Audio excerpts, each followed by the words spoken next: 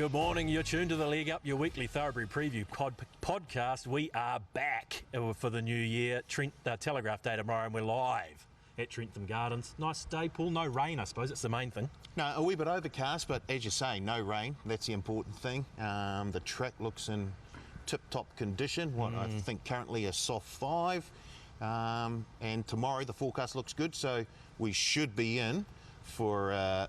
all systems go. Yes, I guess an issue-free day tomorrow. Yeah, absolutely. Where's that lawnmower man? He's not coming any closer, is he? Oh, he's at around the 800 metre mark, so he'll probably be here in half an hour. Okay, perfect. So we'll look forward to hearing from him a little bit later on the show. Hello, good morning, Stephen. How was your new year, Christmas period? You would have been busy, of course. Yeah, busy pricing. Plenty of races. I think there was one day between Boxing Day and around about the 4th or 5th of Jan where there was a day off, no thoroughbreds, but as you know, we priced 2 or 3 days ahead, so it was a busy period for the team, but we got through it, and a couple of little gifts for punters throughout that period as well. But it was a good little battle. Yeah, any takeaways over the period? I mean, it was a great period of racing, as it always is. But anything stand out for you? Any takeaways from the last couple of weeks? It was just outside the obvious, the Group 1s and the horses, the Imperatriz and the Fibrillates and etc. But I think what I took away, Thaddeus, was the 3-year-old crop this year. The last 3 weeks is just stood up in terms of what I initially thought around 2,000, 1,000 guineas time, that the quality is there, but the quantity is also there for the 3-year-old crop. It's as strong as I've seen it for many years. Normally we have those 1 or 2 3-year-olds, boy and girl, that stand out, those 1 or 2 individuals from the rest of the pack, and they'll go over to Aussie and be competitive. But this year you've got those 1 or 2s that slightly stand out, the Legatos and Wild Knights, but it's that second tier that just sitting behind that on any other year, they would be those elite 3-year-olds, the likes of Prowess, Whiteack, Sacred Satonos, the Intimidators, etc. And also on that note, when you've got a 3-year-old that's maybe 2-3 lengths off those top 3-year-olds, the likes of Wild Knights and Legatos, you can normally pinpoint a stakes race within the North Island and target and think it's going to be a touch weak. You go to the Wellington Guineas. Yeah. Up pops in Sharp and Smart. You run the 3-year-old Sunday race at Pukekohe thinking, maybe a soft kill for a 3-year-old there. Yep. Up pops Maiden Bell. Yes, forgotten almost. The Auckland Guineas produced Prowess and Whiteack. It's just a ripping crop this year. And also of note, now we opened the Karaka Classic Futures Market 6 weeks ago, and Legato opened a pronounced fave, $1.60 from memory, $1.60, $1.70. She's continued to drift in the last 3 to 4 weeks. She's done nothing wrong. No, she's won an 8 carat on the eye. Very good numbers. We'll talk about that. It was a little bit of a query, but we'll talk about that in more depth in the next 2 weeks. But she's done nothing wrong. But her drift, $1.70, $1.90, due to the strength around the 3-year-olds around her. Yeah, okay. Have a look at that market. $1.90 now. Wild Knight $3.40. Prowess $6. Sacred Satono $8. Now, Legato and Wild Knight have a exhibition jump out today at Tauranga, if you're watching the show live Friday morning. So that will be intriguing to see how they work between races, Legato and Wild Knight. So whether that alters the price remains to be seen. We don't want to take too much in terms of a jump out, but it is something looking forward to in the clash in a couple of weeks' time. Yeah, okay. Any highlights for you, Thad, over that Boxing Day New Year period? No. I managed to have a few week or so off, or 10 days off. So. But did follow my racing, so I did enjoy it, obviously. But I'm fresh. I'm ready to go. I'm ready to rip into Telegraph Day. Where's BP? Is he with us? Yeah, he is chilling. He is chilling at the Really? moment. He is chilling. He's got a man that worked tirelessly through the last 2 weeks. He probably deserves a couple of... He's back next week, I believe. Okay, so it's just the 3 of us. Thank goodness. Yeah, exactly. We need him, don't we? Where's the dress code? A hoodie. I know we're a relaxed atmosphere around the podcast, but... I borrowed it from BP. You got a bit of toothpaste there. Oh, I can't turn it up. Righto, Steve. We'll come back to you because we're going to have Maiden of the Week without BP. You've found one for us. We're going to go to Tauranga. We've got a Maiden 3-year-old over 1,400 metres, which was a few weeks ago now. I think it was the early part of January. A horse of the name Financier. Now this Financier got back in early running, come to the outside. You see it finishing home strongly over the top of them. And Opie maybe gave it 2 or 3 whips down the straight. Was very kind on the horse. Always had the race wrapped up from about the 300 metre mark. But look, he was a 2-year-old that I was really looking forward to as a 3-year-old. Has the pedigree being by Tavistock. He ran 4th in a Champagne Stakes, who finished in front of him on that occasion was Sharp and Smart, Whiteack and Mr. Maestro. So a Champagne Stakes, which has been vintage form as a 3-year-old form line, and I think you can follow the overall form in that particular maiden. You had second, Super Love Dragon, who sat second outer. Third was He's Beast, who sat in the trail. And Apogee, who's a half relation to Reggie Wood out of the James Wellwood team. There's a bit of pedigree to get over ground, could be one following, and that was one horse that was making its debut. So, look, I think there's 3 or 4 to follow, but including the favourite Financier, who was right in commission for the Derby, $18, and we're waiting for its debut run as a 3-year-old, and it's climbed the betting ladder post that victory. I think it's close to single figures now, Financier, and has a bit of pedigree behind it, as I mentioned, by Tavistock out of Princess Schnitzel, who is a half relation to the 1,000 guineas winner in Planet Rock. So a bit of pedigree on the dam side, and you go back to the second dam being by Zabeel. The third dam is by Defensive Play. So it has the credentials on the pedigree on the dam and sire line to get over 2,400 metres. Okay, another one for your 3-year-old list, potentially, Financier. Yeah, again, we're talking about a different crop, aren't we, around those Derby contenders. And we saw the Salva that was run on Sunday at Pukekohe, and there was a bunch finished, but I think those 2 or 3 that finished in those order, in that particular order in the Salva, can be following towards a Derby. So again, a different kind of quality of 3-year-olds, those horses that are really starting to excel over a mile and a quarter. Okay. Righto team, we better get into it because we've got some great racing here at Trentham tomorrow afternoon, and we're going to have a look at 4 races. But before we start doing that, let's talk about track conditions, Steve. I mean, just from afar, looking pretty good, and the weather's supposed to be pretty good heading into Saturday. Yeah, surprised it's held up a soft 5 because we had a lot of rain around Petone, which is roughly a 30-minute drive south of Upper Hutt, where Trentham's based, but they just haven't had the rain that we've had in Petone in the last 48 hours, Upper Hutt. So it's remained a soft 5, which has been that cusp in the last 48 hours. It was a 7 earlier in the week, but a 5 as we stand now on a Friday morning. Look, the temperatures are not roaring for the next 48 hours, in the high teens, low 20s. So, look, I think it will play 5 for the majority of race day tomorrow. The key is that we had a meeting last Saturday. The Maiden Jockey Club held their meeting at Trentham. The rail was out 4.5 metres last Saturday. 7 days follow on, the rail goes back in the true. There was a bit of chip out of the track on last Saturday with the track pentrometer reading of a 7. So there could be an up and in day. I'm not saying how strong that bias is, but I do believe, in particular in the first maybe 2 or 3 races, it could be an up and in and horses to follow close to the rail and on speed. Okay. Express Alley. Express Alley? Yeah. You'd be looking for leaders, Paul, wouldn't you? That Steve's right there. Certainly to start the day off. Yeah, okay. And we've seen a bit move for a few leaders as well, Steve, already, haven't we? Yeah, we have. There's a few punters that have identified that possibility with the rail back in the true position. You've got to remember there's 4 meetings back to back here at Trentham. We've got Wellington Cup in a couple of weeks' time.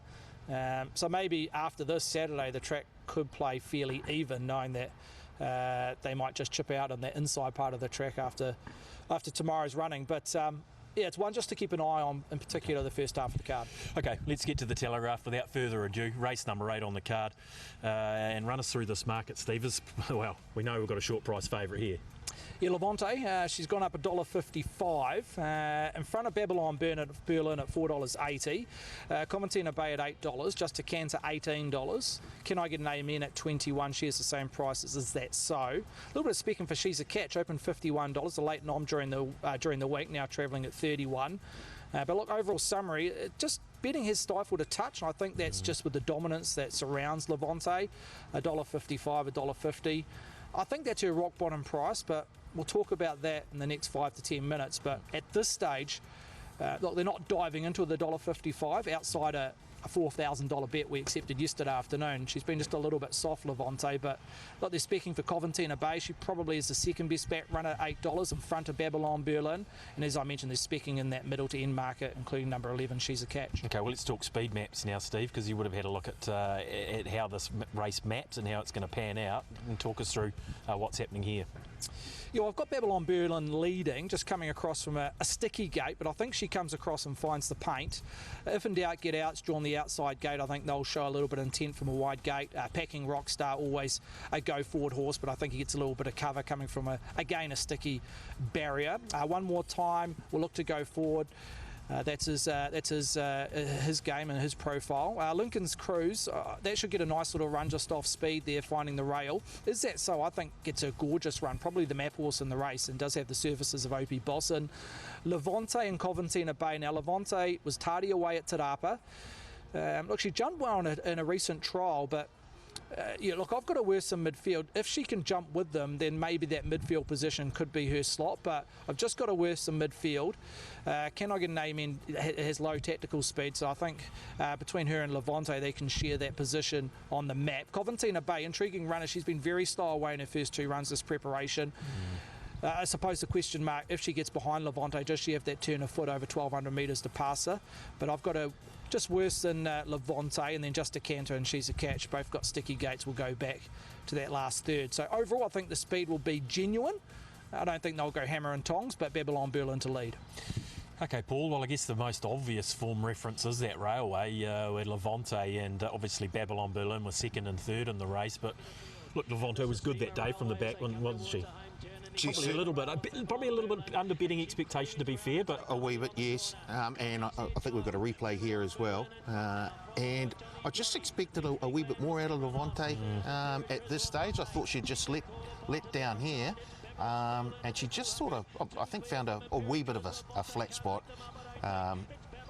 Babylon Berlin and Cosi Asano almost got away with one here, but once again Opie Boston comes right over the top with Imperatriz and wins. But back to Levante, I guess if we look at the positives, and Steve did mention the rail back in the true position, will there be an advantage down on the inside? And if so, will that continue right throughout the day? Of course, the Telegraph race 8, so 7 races before we get to the Telegraph. If there is a bit of an express alley there for the Telegraph, then that sort of works against the likes of Levante, doesn't it? yeah, Babylon Berlin becomes even a better chance. Indeed. potentially. But if you look at the positives for Levante, a top 4 in the Group 1 at Flemington behind Rockin' Horse and Nature Strip. She's a defending champ. She's unbeaten on a soft track, which will probably have a soft on Saturday. Just that railway run, I just wanted a wee bit more out of her, but look, she's class. She has a nagging doubt. That railway was strong though, Steve, to be fair, in terms of the numbers, wasn't it, we saw there? Yeah, rated through the roof. Imperatriz, that was a PB for her. It was a PB for Babylon Berlin, who finished second. She was very game.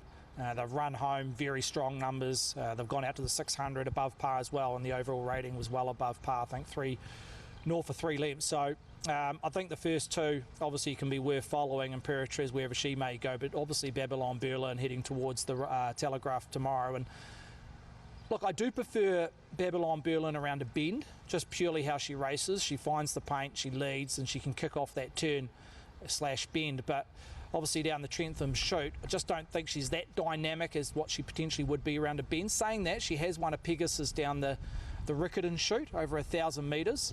Again, against a different quality of horses, but look, she's not just a bend horse, as I mentioned. She has won down the chute, albeit it was at Riccarton v Trentham, but quite often you see sprinters, southern sprinters that can run down the chute and be successful, transfer that onto Trentham. But does this race set up better for Levante though? I mean, than the railway, because I mean, Paul has that nagging doubt about what he saw that day, and I think that's fair. But we know how brilliant she is. She's better off under the weight for age conditions as well.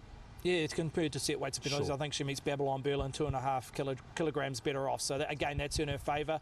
It is a sticky map because she's drawn barrier 2, and I can see her, if she's tardy away as she was in the railway, she could be back in the last 2 or 3 against the rail. Now, you remember this race, you go back 12 months ago, she was able to jump with them in the Telegraph, and she wasn't too far off them coming around the turn. I think she was roughly around about 2 or 3 lengths off them at the turn, and she hit the front, as Ken thought, maybe a little bit earlier for his liking. Ryan Elliott hit the front well out from home, and it was a dog war on that occasion. But she is an intriguing runner because where she maps, but look, she's got the class edge. $1.55, I think that's rock bottom. Personally, I do think that's rock bottom price.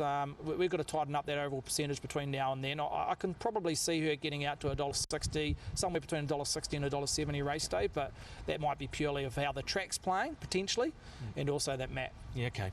Look, the other horse that we need to sort of mention in proceedings, obviously, she's a class act, is Coventina Bay, Paul. Looked like she's sort of getting back to her best there with that second last time out in the Manawatu Challenge Stakes. Yeah, I just a question mark over the 6 furlong. I don't know, is that her best distance anymore? She's a multiple Group 1 winner, but over the mile and the quarter. Yeah. So she's certainly got the class to be right in this. What is she?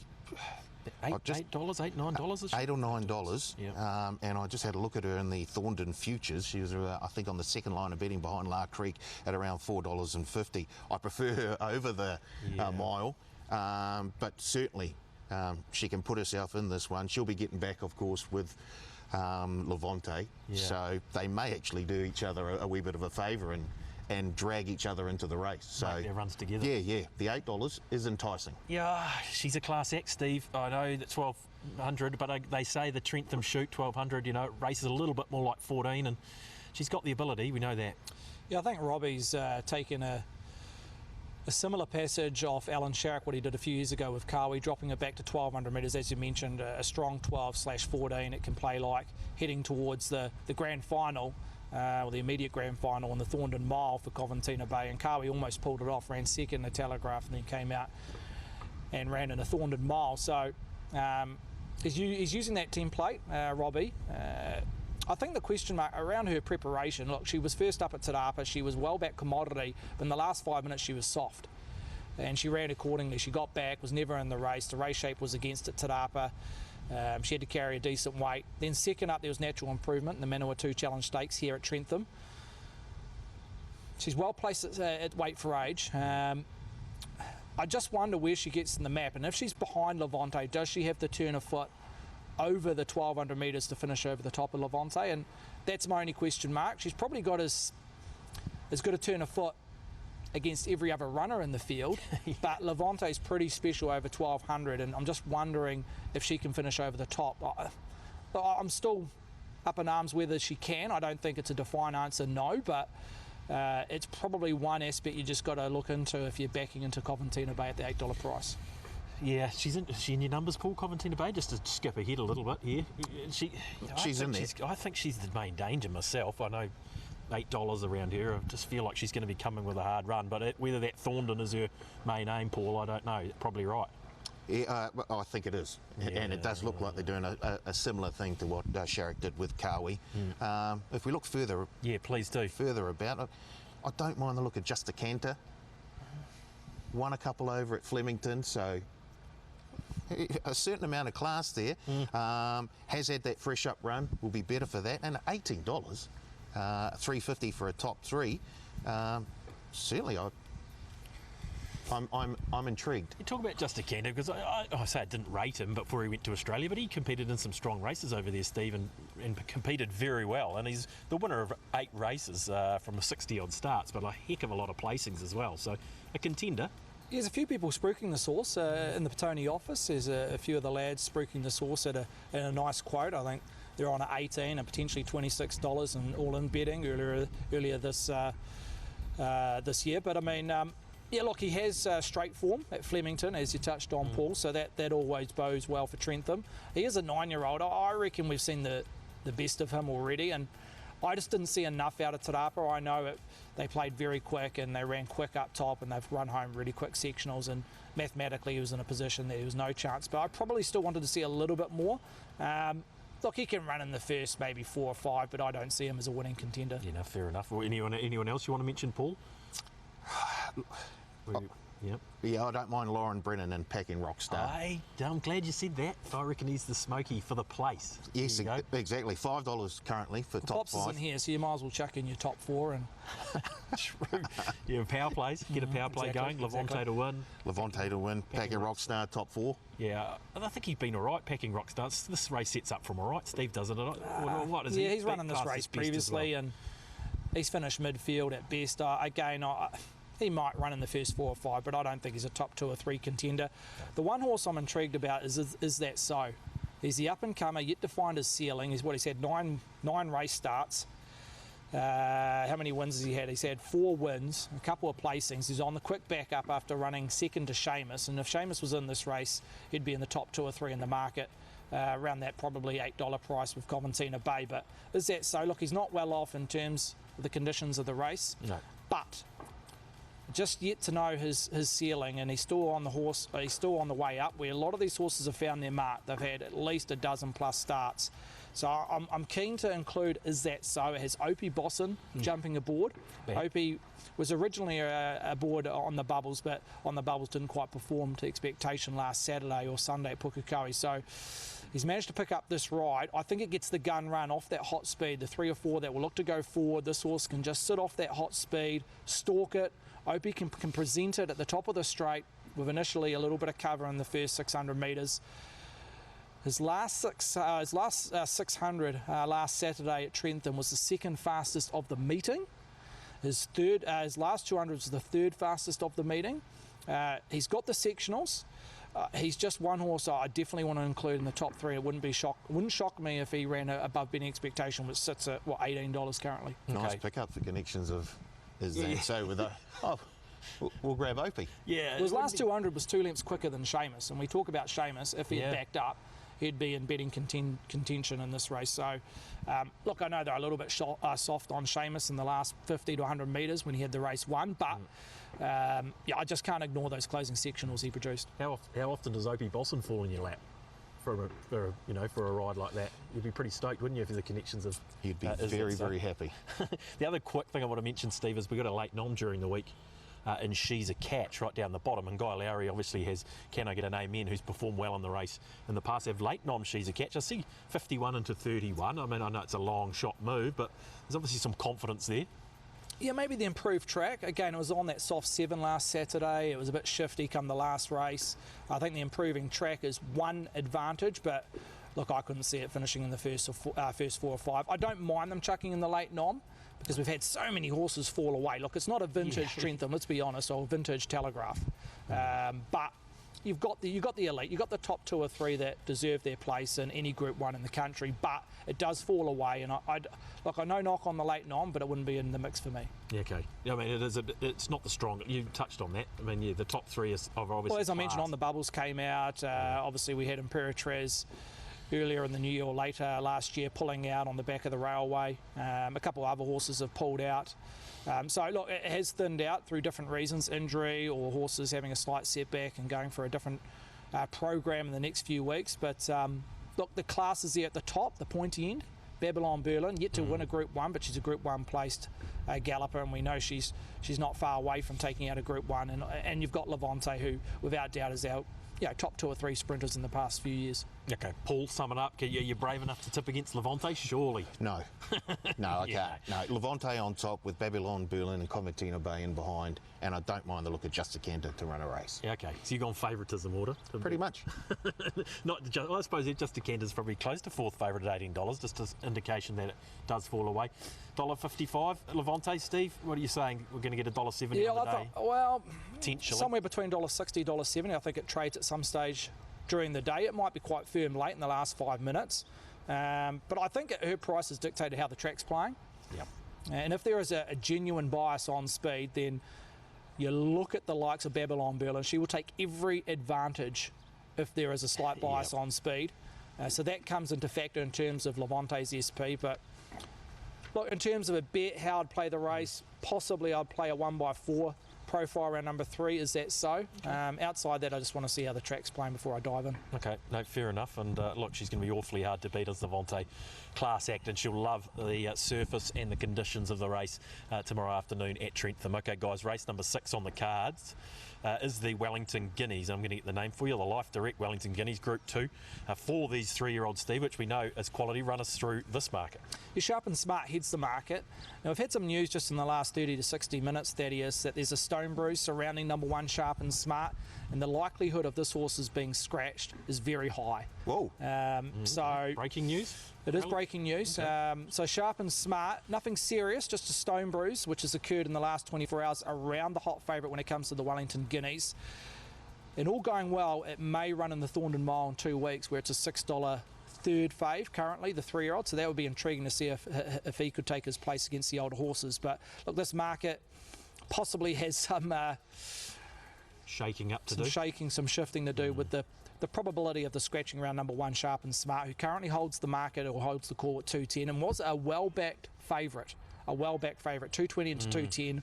Romancing the Moon at $4.20. Cognito has been well played in the last, say, 24 hours. Double figures originally, now $7.50. Academy Award from a Tricky Gate at $11.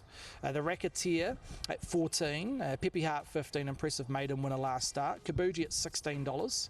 She has the same price with Battle Sound and also Perfect Puss. And Penny Wicker best of the rest at $21. So, yeah, a market that could see a decent shift in the next few hours, and just a bit of a watch around number 1, Sharp and Smart. Okay, we're going to have to keep our eyes peeled there around Sharp and Smart, $2.10 currently. Of course, won't get a deduction, Paul, will we? That's the first thing we can mention. But no deductions, no surprises, all summer long with the TAB. Very good. And it's an extended summer with us because it goes right through to the end of March. Yeah, correct. Well, yeah. With Sharp and Smart potentially in doubt. Well, this turns this market right on its head, doesn't it? Yeah, all your homework's gone out the window. Well, there we go, Sharp and Smart. I was ready to unload. Yeah. I mean, Steve mentioned we've got a really, really good crop of 3-year-olds, and he mentioned a couple at the top, the likes of Wild Knight. I'd put Sharp and Smart up there as well. 100%. Group 1 winner over the ditch, second in the Vic Derby. I mean, that's some serious racehorse they have there, Team Rogerson. So it'll be a shame if we don't get to see Sharp and Smart running the Wellington Guineas. Look, obviously a dominant favourite there, around the $2.10 mark, and you can understand why. Yeah. 100% of the money was on. I mean, we've got a replay of him winning up at Ruakaka where Cognito was second, Steve. And yeah, look, I mean, he's shown his class wherever he's gone, to be fair, Sharp and Smart. And look, with that early money that was unloading on him, he was obviously, the confidence was there as well. Oh, he just picked himself in this race, didn't he? Produced the Gloaming, the Spring Championship Stakes over in Sydney, and then second in the Victorian Derby. He was roughly, 30 rating points higher than the nearest rival. So set weights, he looked thrown in, probably the most thrown in horse on the day, Sharp and Smart.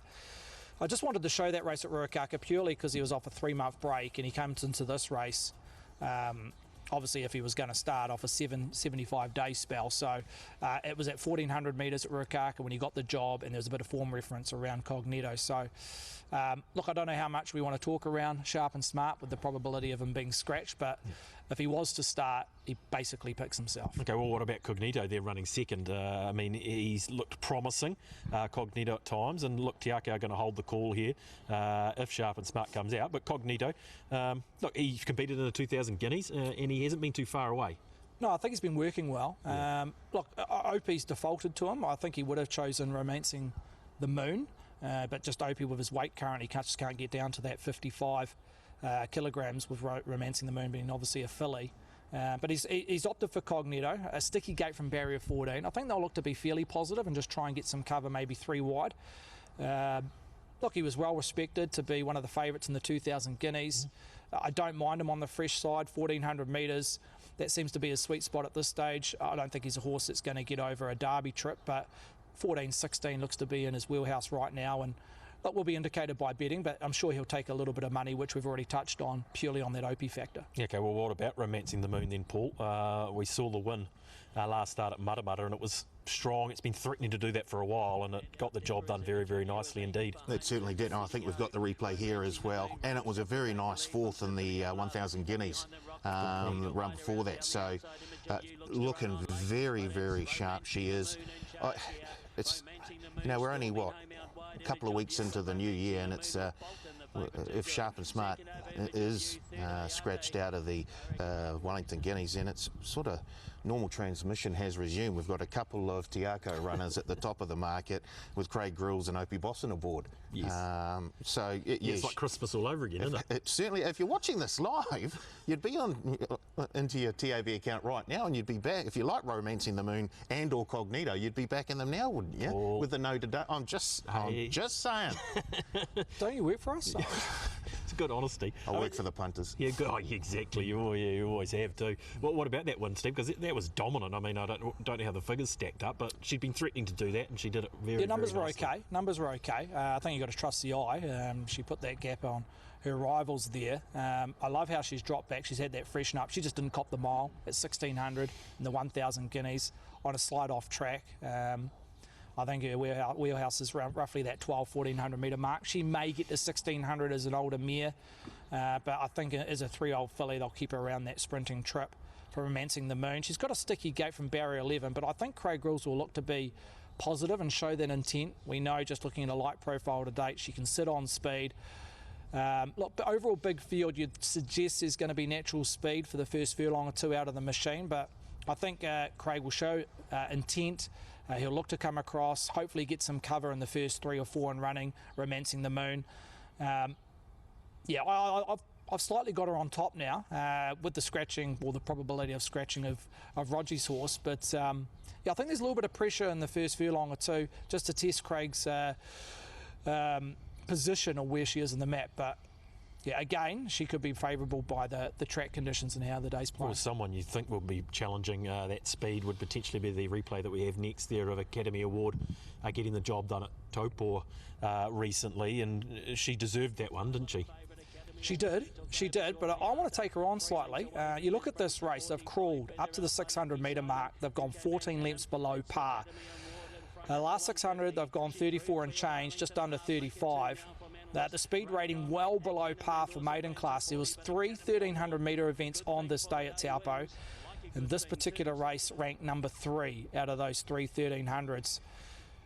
Look, she's drawn a wide gate. She'll come across. She'll probably be in the first 1 or 2. Michael McNabb gets the services there, so there's going to take that natural money with Michael aboard, as we know and what we've seen the last 3 to 4 weeks. There's no jockey hotter than Michael, so there's a few variables in her favour in terms of a betting profile. But look, she steps up to 1,400. It's a true 1,400 at Trentham. I reckon there'll be a little bit of pressure up front, at least for the first half of the race. I'm willing to take her on Academy Award. Okay. Paul, there's a stack of them here between about $11 and about 26. And if you like any of them, you probably want to get on now as well. Can you stop it, please? Fair dinkum.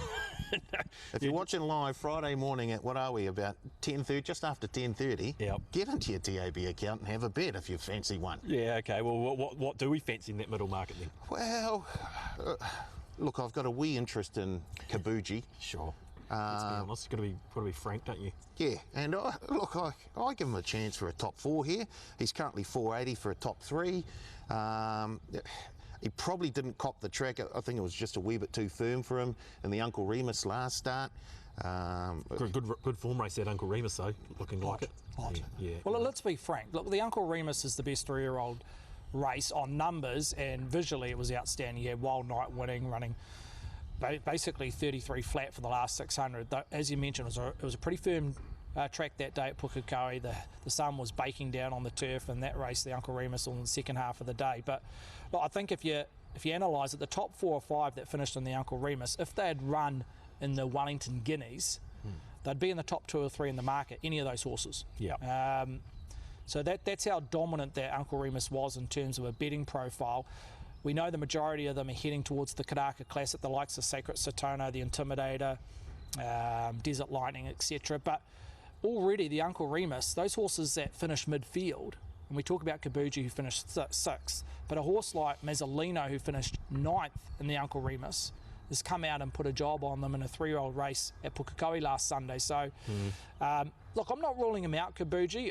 It's always hard weighing up your head and your heart talking, but look, if you're beaten last start by 3 or 4 lengths, the race you want to come out of to defy that is the Uncle Remus. I think the fire out of the track suits. He just needs a pinch of luck from that wide gate. Sam Weatherly jumps aboard. He's starting to hit some form. He had a winner yesterday as well at Whanganui, so happy to have Sam on, and he'll just need a pinch of luck. But I think he's got the ability to run above betting expectation. Okay, Paul, give us the numbers in this year's Wellington Guineas then. Well, if Sharp and Smart runs, obviously on top. Yeah, okay. Let's assume it's out. What? Yeah. If he comes out, yep. It's very hard to look past the 2 Tiako runners. It is. Romancing the Moon or Cognito then? I'm going Romancing the Moon. Yeah, okay. It was Yeah, impressive. I do like the look there, but I will have a little stab on Kabuji for a top 3 or top 4. Yeah, okay. Fair enough too. Steve, final thoughts on the Guineas? You've got Romancing the Moon on top. I like her just as a cover because she's going to be on speed. In terms of horses, look, Kabuji, I'll be speaking obviously potentially a 1x3 play, but also a similar profile that I'm willing to spec is Battle Sound. His win on debut at Matamata a few months ago was outstanding. Not on the clock, just purely on the eye. But he comes out of a really strong race last start at Aroa Park in behind Cover Me Sunshine on the 28th of December. They ran quick up front. They've run home quick. The overall speed rating was 3 lengths above par. He ran clearly the best closing sectionals, 6.42 Battle Sound. He's drawn a gate to hopefully sit in that neutral position rather than the back third where he's found himself recently. He has a little bit of X factor for me, Battle Sound, and he's kept fairly safe in the market, and there's a bit of sprinkle for him in the first 48 hours. So, yeah, as I mentioned, I've got the filly on top, Romancing the Moon, with a bit of a spec around Kabuji and Battle Sound. Okay, going to be a great race. This crop of 3-year-olds, as Steve mentioned earlier, is outstanding, so something should certainly jump out of the page at double figure odds in this year's Wellington Guineas. Keep an eye out on what happens with Sharp and Smart in the next 24 hours would be my advice. Right, half time. And Minute with Mawati is back, Paul. Wow, Who have we got this week? You tell me. I think we've got Rawdon Burgesson.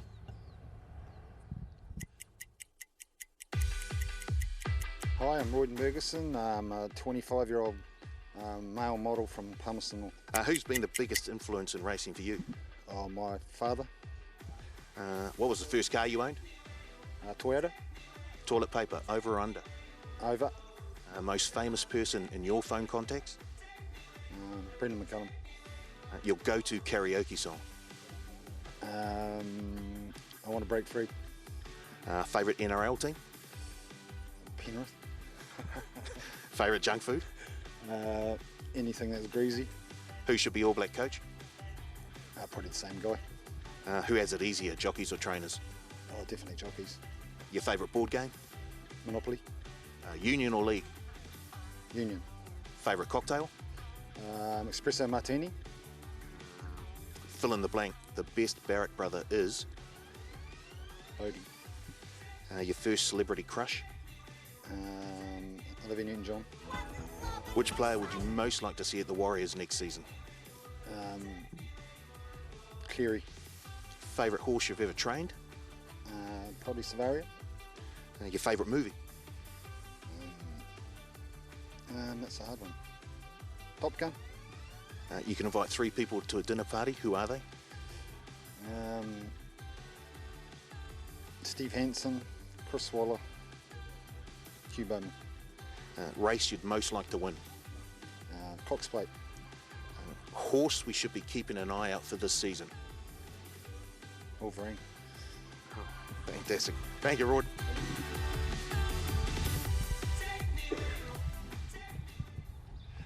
Thank you to Rawdon Burgesson there. Where'd you catch up with him? Male model. Male model from Up at Palmerston Foxton. North. Yeah. 25 years old. There. Still got it, hasn't he, Rawdon? He certainly has. Yeah. He was brilliant. Yeah, very good. Thanks to Rawdon for taking the time out to spend a minute with Mawati. Okay, guys, race number 7 on the card, Steve, now. That's the Mode Technology Trentham Stakes. Her favourite here. How good last time, Campionessa. Yeah, she was very good winning the Rich Hill Mile at Te Rapa on New Year's Day. Look, we've opened $3 flat. She got out to $3.20, just back in to the original price of $3. In front of Ladies Man on the quick back up at $5. Platinum Invader, 9. Got out to 10 there, just driven back into $8.50. She is that third line with Elizabeth Rose. LJ, 9 out to 10. Segundo, 16 into 11. We'll touch on that horse in the next 2 to 3 minutes for the reason around that firm.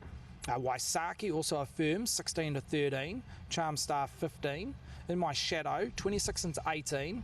And the mare, we accepted a $400 bet as soon as betting commenced on Wednesday around the mare, $18. It's just eased out to 21. Best of the rest is Hinapara at 26. So, yeah, they're playing this race a few different ways. 4 or 5 that have been firmed. Campionessa heads the market at $3 flat. Okay, Campionessa, Paul, so good last time out. And the great training feat from Mark Walker. That was a super win in the Rich Hill Mile. Yeah. Super win. Also beat LJ. Yep. Down south late last year. She's in the form of her life, Campionessa, and I think we see her in that Rich Hill on New Year's Day. Got Craig Zaki aboard. I think Your man, Craig Zaki. We talked about the South Africans, what was it, a couple of months ago, and they've just gone on and on and on. Yeah. She's got a handy draw. There's a lot of positives there for Campionessa to make it 3 in a row. Yeah, great training feat, Steve. Won the Metropolitan over 2,500 metres, straight into a Ritual Mile over 1,600, obviously off a freshen up, but It was dominant. And you look at all the speed ratings there to the 600, 59 and change above par. Last 600 strong, 2.2 lengths above par in the overall class rating, a fraction above par. So it all makes sense that, I wouldn't say she picks herself, but she's a deserving favourite and a pronounced favourite at $3, Campanessa. You mentioned how she had that freshen up, great training feet. But there was money for her. Yeah, she was strong late. They knew she was going to operate well. Maybe above expectations the way she won on the eye. Very, very good. She put that field away. It was game over at the 200-metre mark. But I think she opened roughly around that $8 price and she firmed right into $6, $5.50 from memory. So someone new, the stable were confident. And look, she probably just needs to replicate that. And she's the one to beat on Saturday. Yeah, okay. The other form race we need to have a look at is obviously the Maiden Cup, and the second favourite was involved in that, and Ladies Man as well as Segundo. And Wasaki, Paul, I'm just getting a sense of deja vu about this horse. But look, Ladies Man third. Segunto's been in great form as well, running second. Yeah, and I see we've taken a wee bit of cash Segunto's way. 16's into 11. So there's a wee bit of confidence about Segundo. As you say, second favourite in the Trentham Stakes, Ladies Man, now into $5. And that was a nice finish there over that last furlong. Really dug in. So, look, obviously, Ladies Man, current Wellington Cup fave. Yeah. Did we want to see a little bit more from Ladies Man? Because he was there to win last Saturday. The money told us. The money was just basically declaring him as the winner. I think he traded as short as maybe $1.80, $1.85. But he was a well-backed commodity, probably the best back runner on the card and up and down the country last Saturday. Ladies Man, I thought he had every opportunity to finish over the top of those horses that finished in front of him, purely because of the race shape. I don't know. I think there's probably improvement in him because Alan's astute, as we know, and he's working back from the Wellington Cup, so he wouldn't have been right up to the mark. But, yeah, I've just got a bit of a query of, look, this field's, I don't think it's weaker than last Saturday. So, no. Look, I think he's deserving at a $5.50 price. You've had the last two starts back him at a very short quote.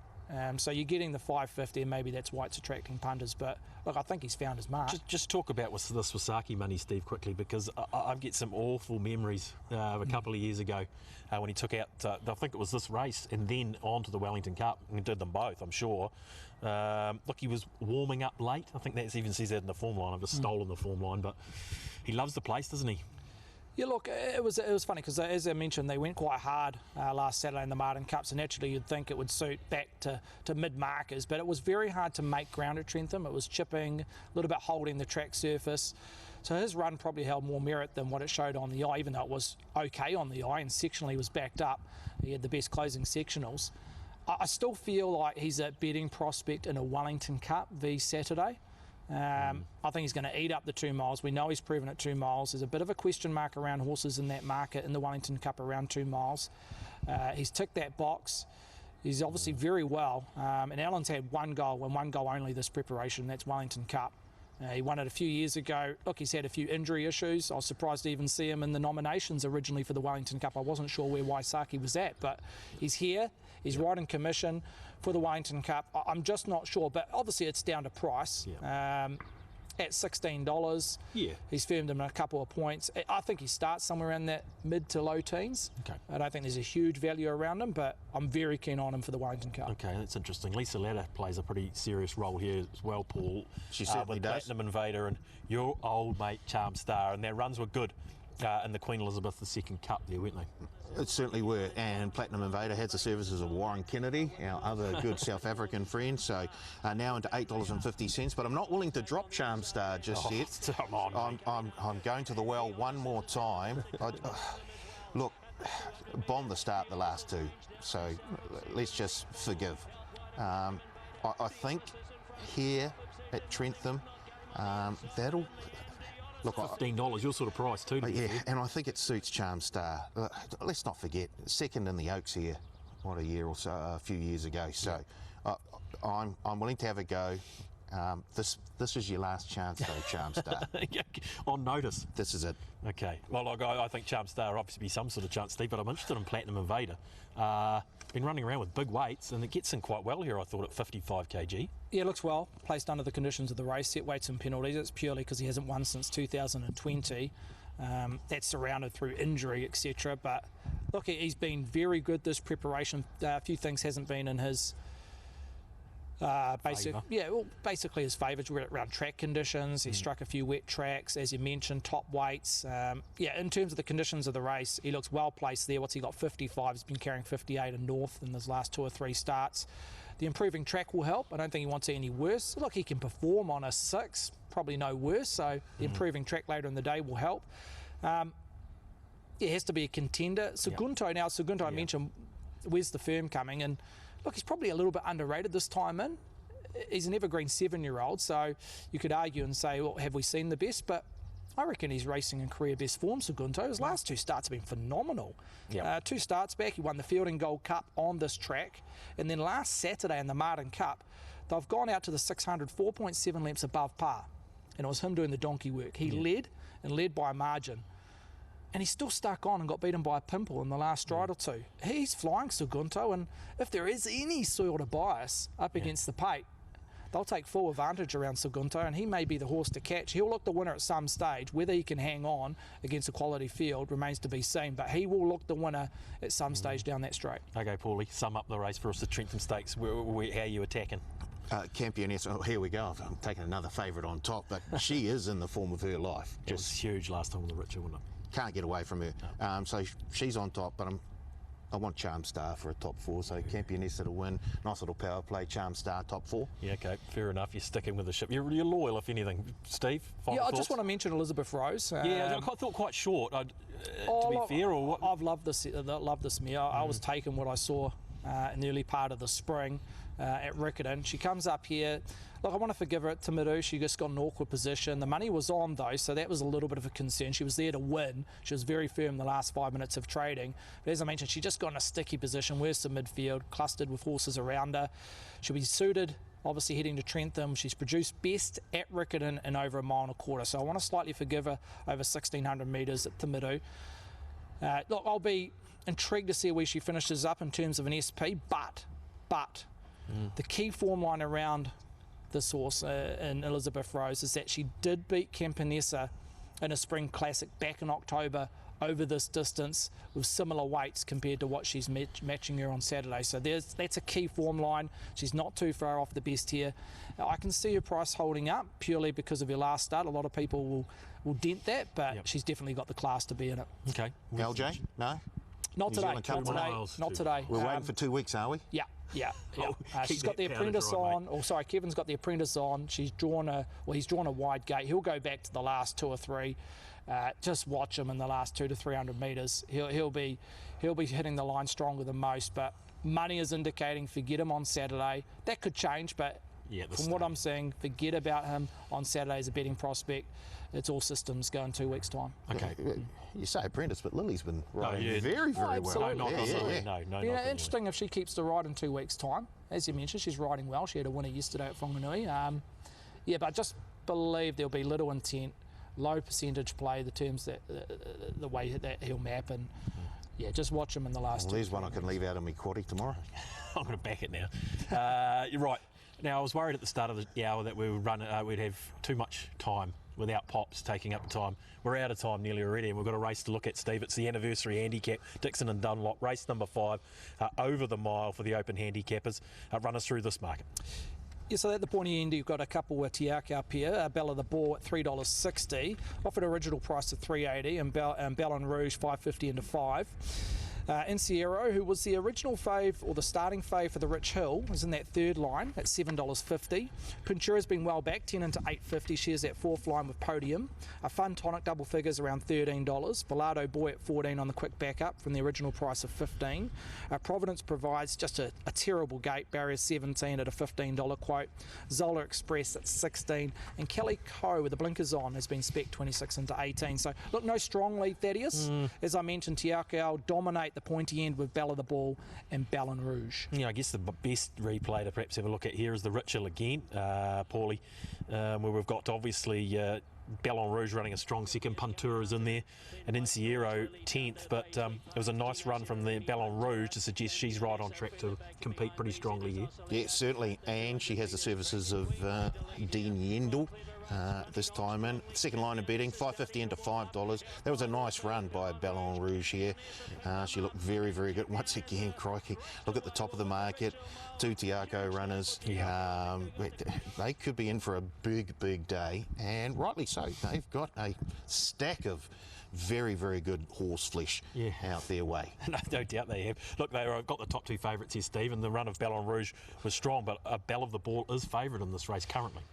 Yeah, I originally had Ballon Rouge fave. I didn't have too much between them, but I reckon she does challenge Belle on the Ball fave come race day, or come later on this or tomorrow afternoon. Just on Ballon Rouge, she's just become a low percentage play this prep. As a 3-year-old, she had enough tactical speed to put herself in the first half but just as an older mare, she's just struggling to jump out of the machine and put herself in the race, even when she's had a decent gait. So that's one little aspect I'm concerned around Ballon Rouge, which probably has cost her winning this preparation. But look, Belle on the Ball, you look at her win at Matamata, I just want to see a reference between what she needs to produce or needs to possibly find via the Rich Hill form. And look, it was very good on the eye and also backed up on the clock at Matamata, Belle of the Ball. The race shape was against it. It was 10 lengths below par to the 600.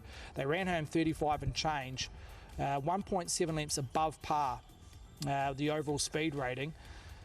You look at that race in general, the horses that were around the top 3 around the turn finished 2nd, 4th and 5th. So it was an overall race that was dominated by horses on speed. Her last 200 of the meeting was the fastest, which it had to be to come from where she was. When you're just kind of like, when you're normalising her performance and her speed rating from that Matamata win to what she needs to find in the Rich Hill, just on raw figures, it's 5 lengths inferior, but when you take the weight adjustment, she needs to find 1.5 lengths. So it's not a huge improvement, but she still needs to find 1.5 lengths to match those horses that bounce out of the Rich Hill. Yeah, okay. Paul, who else do we need to be mentioning here in the anniversary? What other horses have you got in your numbers here? I don't mind the look of Puntura. I thought that was another very, very good run last start. I see he was taking a wee bit of money as well, and Robbie Patterson has got his stable firing up at the moment. So I certainly got Puntura in there with a big, big chance. Yeah. Okay, I sort of want to forgive Enciero a wee bit, Steve. Started favourite in the Rich Hill and didn't have all favours really. It was back and wide, so it was probably suffering from that. What do we do with Enciero? Yeah, look, I was concerned about Enciero leading in terms of the form. Look, Enciero better, you'd have to say, an average field at Te Rapa leading into the Rich Hill, but did it pretty good on face value. But yeah, just mathematically had no chance in the Rich Hill, as you mentioned. Just got back in the last third, was doing its best work late.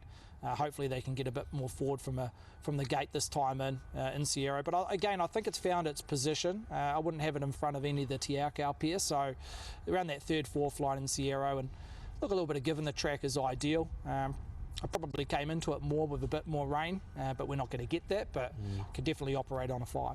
Just over the last half an hour, the temperature's dropped a couple of degrees. They could turn that wind down a bit. That southerly's still whipping through here, isn't it? Yeah, it's just a little zephyr at the moment. Well, what do you do with Podium? Yeah, I see this. Look, a lot of people are speccing this as a potential Group 1 horse on the back of what it produced in its first 2 runs as preparation.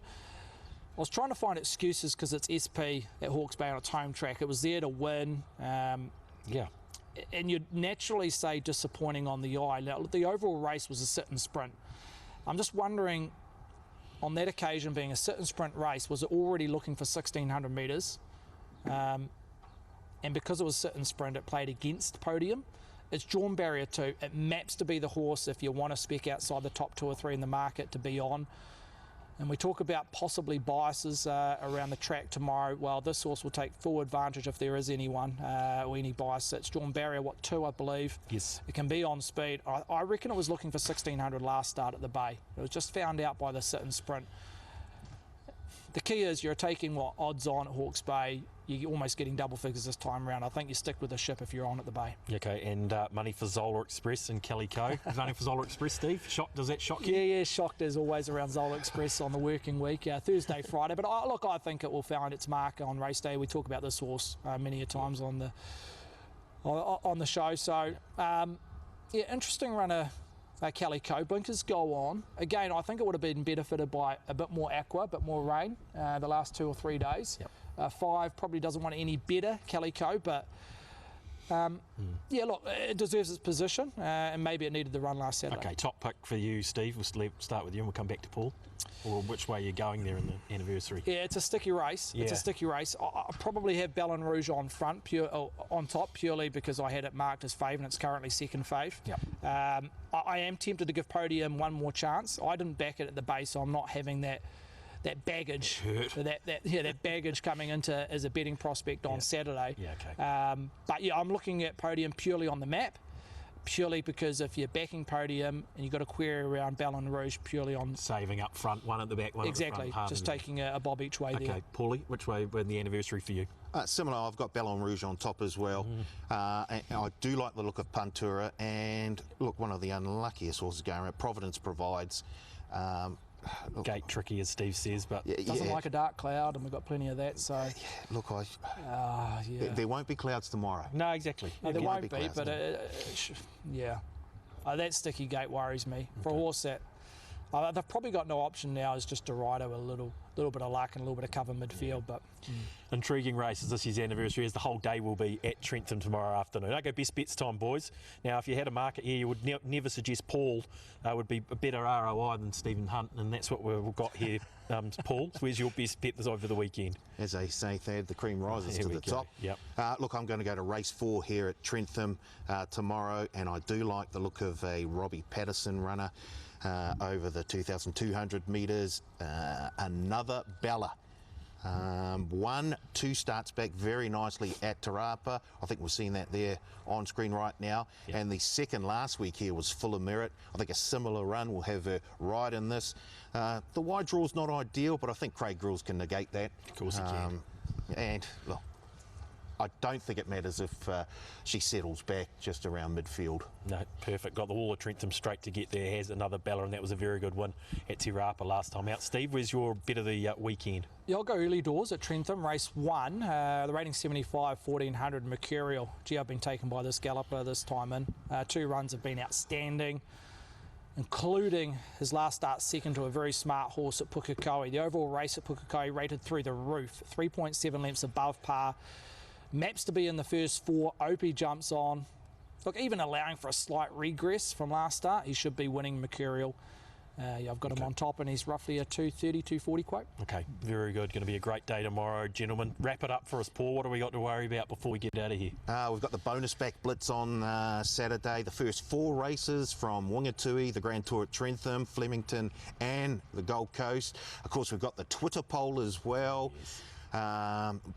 Head to the Twitter page and vote, and the 2 top vote getters will be boosted tomorrow.